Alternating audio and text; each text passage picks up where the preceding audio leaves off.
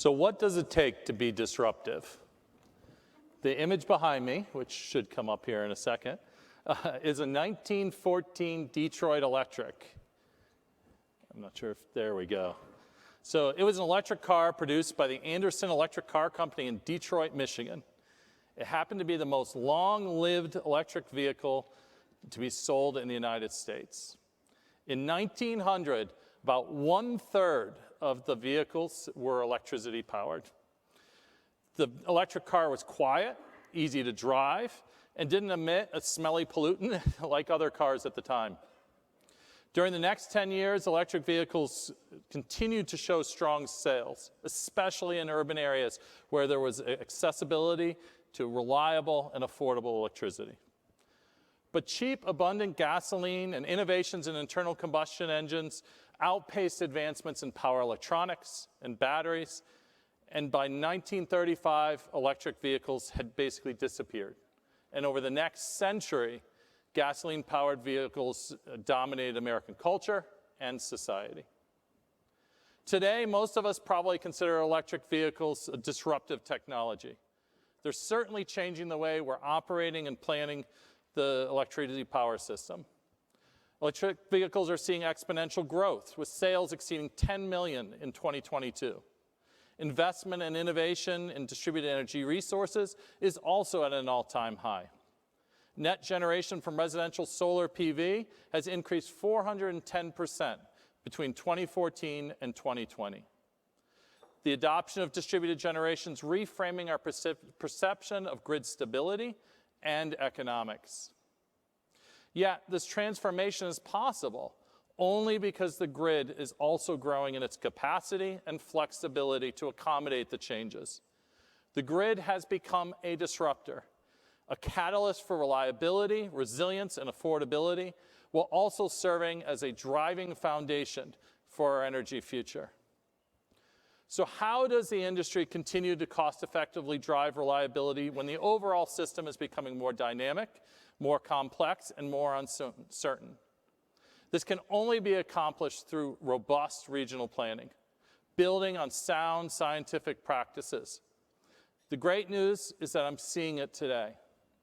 This brings me back to the 1914 Detroit Electric. The particular car in this image was owned by Charles Proteus Steinmetz, the electrical wizard of Schenectady, and happened to be a professor at my alma mater, which was Union College. Steinmetz brought mathematical and scientific rigor to the field of electrical engineering. And this perspective, based on physical science, has served us well for the past century. Yet, we cannot become complacent. The road ahead is getting steeper and windier, with narrowing lanes and no guardrails. Along the journey, new hazards are emerging, some purposely thrown in the way. We've just started to harness the power of data to understand the science behind the system. Models and analytics are emerging to help us characterize the uncertainty and to also bound in the dynamics as well. We will always remain students of the system. Physical science is necessary, but no longer sufficient to define and assess reliability. Then what are the other scientific dimensions of reliability? First is system science. As the evolving nature of the interdependencies across domains grows, system science methodologies are designed to help generate models or simplified versions of the reality. They help us understand the important ways, simplifying where possible, while retaining critical elements relevant to the problem under study. We can understand relationships and structural complexity of the real-world problems that result from the interaction of specific phenomena and their environments. As we see further convergence of the grid, for example, natural gas and electricity, transportation and the grid, system science takes on an increasingly valued role.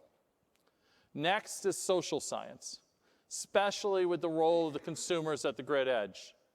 Engineering the future reliable grid is the easy part.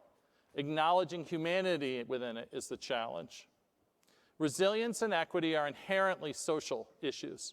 Social science methodologies are designed to assess how individuals relate to, understand, and make decisions with respect to grid-related technologies and end use. Finally, risk science. We're moving into an operational paradigm, whether weather-related or cybersecurity, that is different than the past.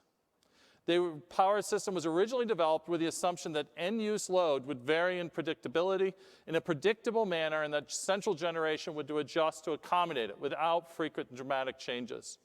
It also assumed that risk to reliability would come from natural, uncorrelated events. Thus, traditional simulations and analysis were based on deterministic approaches that typically considered individual use cases.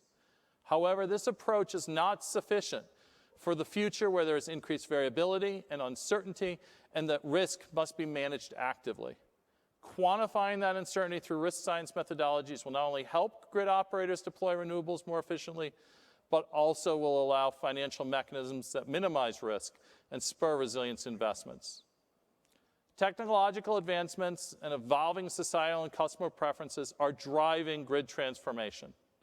Robust regional planning is essential to preserving resource adequacy, operational reliability, resilience, and even supply chain, while respecting the growing role of the interdependencies, consumers, and the emerging risks. When we work together to deliver a system of value to all stakeholders, we become the disruptor. Both utilities and communities can grow stronger through that process. Thank you.